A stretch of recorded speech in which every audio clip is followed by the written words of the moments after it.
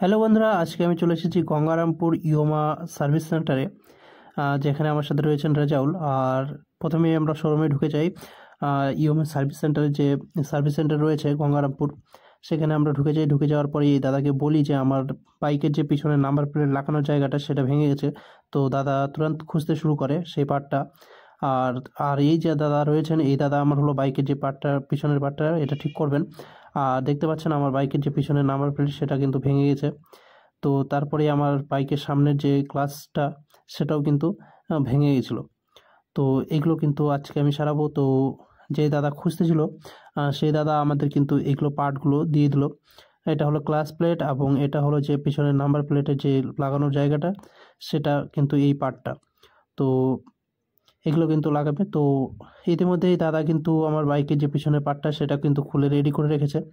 আপনারা দেখতে পাচ্ছেন এখানে খুলে কিন্তু সেটা রেখে দিয়েছে। দেখুন পিছনের যে পার্টগুলো রয়েছে সেগুলো কিন্তু খুলে রেখেছে। আর তার মধ্যেই দেখি যে এক দাদা একটা বাইক কিন্তু খুলে একদম ন্যাংটো করে রেখে দিয়েছে। এটা কি যে প্রবলেম হয়েছে সেটা আমি জানি না, কিন্তু এই বাইকটা সারাচ্ছে। আর আমার বাইকের যে অবস্থা সেটা এই দাদা সারাচ্ছে।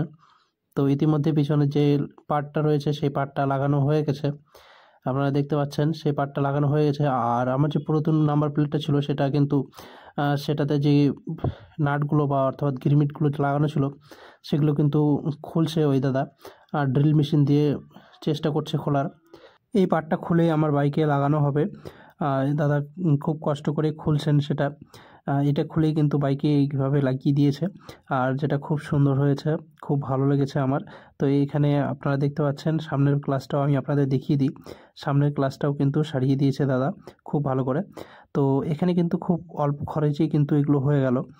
আপনারাও কিন্তু আপনাদের বাইকের যদি পার্টস লাগে কোনো, তাহলে কিন্তু অবশ্যই যে সার্ভিস সেন্টার রয়েছে সেখানে কিন্তু আপনারা গিয়ে সারাতে পারেন।